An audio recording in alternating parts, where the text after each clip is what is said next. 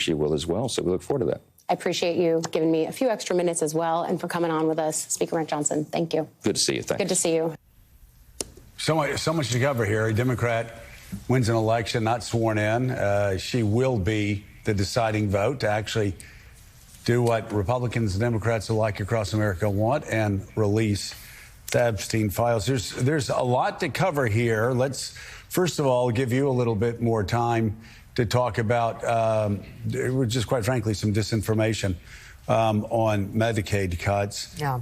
The Congressional Budget Office says $911 billion in Medicaid cuts by this Republican so-called big, beautiful bill. Yeah. That's the largest cut in the history of Medicaid. The Congressional Budget Office also says 11 million Americans will lose their health insurance because of those cuts in the so-called big, beautiful bill, which is extraordinarily unpopular for good reason. And finally, I'm sorry, I had to laugh when the speaker said Russ Vought does not enjoy this. So this is exactly what he wants and is exactly what he promised in 2025 when he said that something along the lines of their job was to make federal workers' lives miserable.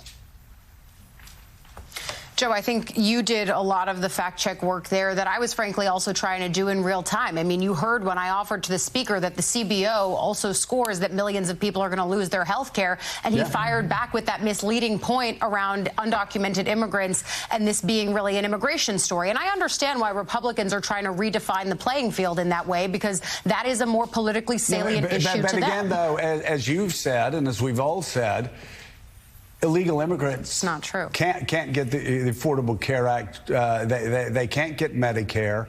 They can't get Medicaid. I mean, it is just grossly misleading. And again, tries to brush by the fact that 11 million Americans are going to lose their health care because of this big, beautiful bill.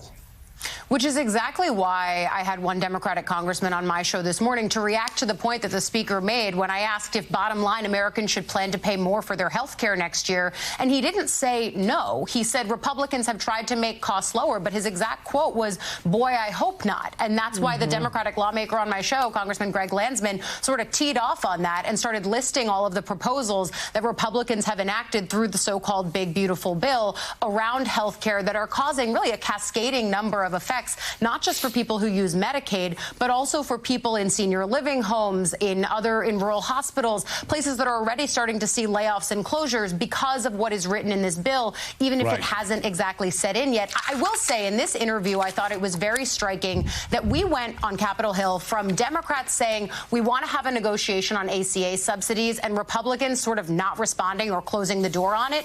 Now at least Democrats have, I think, shifted the window on the Hill that there has to be some kind of negotiation on ACA subsidies. Obviously, they're not willing to cede their point quite yet. They see that they have leverage. They see that there's public polling that bolsters their position. But the idea that the Speaker of the House is now telling me, yeah, we have to have those negotiations, that means that the door is no longer closed. And it does mean that Democrats are shifting the window of what's up for negotiation during this process by continuing to hold out their votes. And you've got moderate senators like Jeanne Shaheen and others who are trying to press for some kind of bipartisan negotiation on this issue. They're pointing to the fact that that makes political sense for Republicans and Democrats alike. So I think that in this interview, the fact that that is so on the table and that the speaker, although I don't quite get the point because the negotiation is not going to take a second, people are going to make their open enrollment decisions and then see whatever Congress has decided on this. But I do think that's a shift in the negotiating space and what's possible here. All right, MSNBC senior Capitol Hill correspondent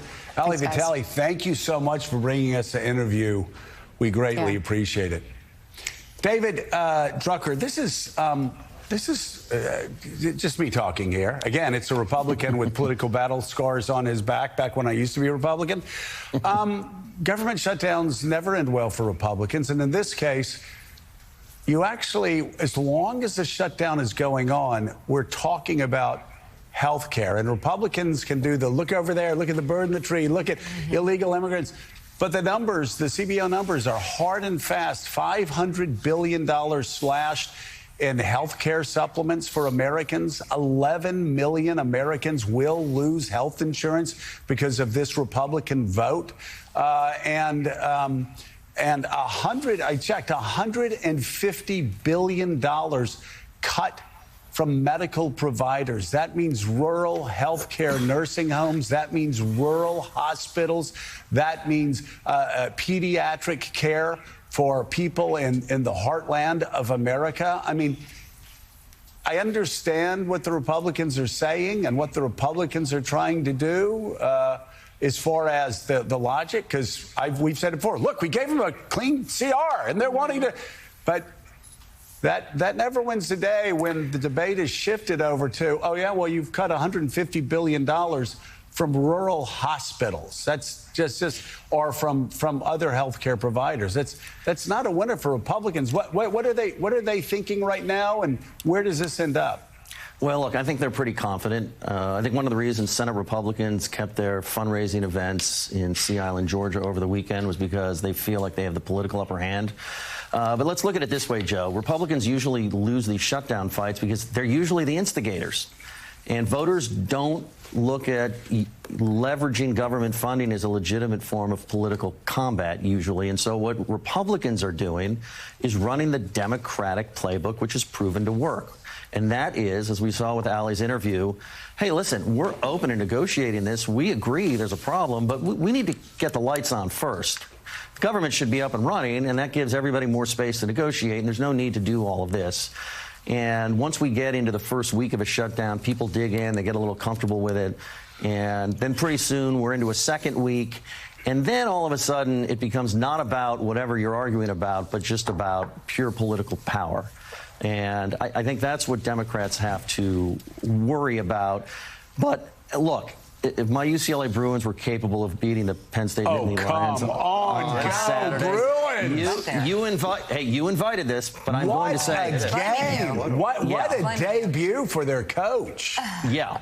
And so sometimes weird things happen. And so what I'm watching is how much of a participant the president and his team, i.e. Russ Vought, want to be in the shutdown. Because if they're going to use this as a reason for firing workers, not just furloughing them till we can get everybody back to work, you know, that's the usual line. Hey, listen, I don't want to do this. If they become active participants because they want to use the shutdown to do their own things, then all of a sudden the political calculation and how voters look at who's responsible could change, and I think that's something to look at. Yeah, no doubt about it. Also, look at those UCLA Bruins. What a win. Congratulations, David Drucker, senior writer for the Dispatch. Greatly appreciate it.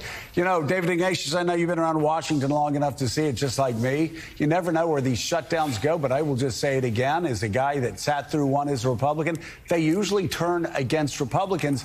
I thought Allie made a very great point.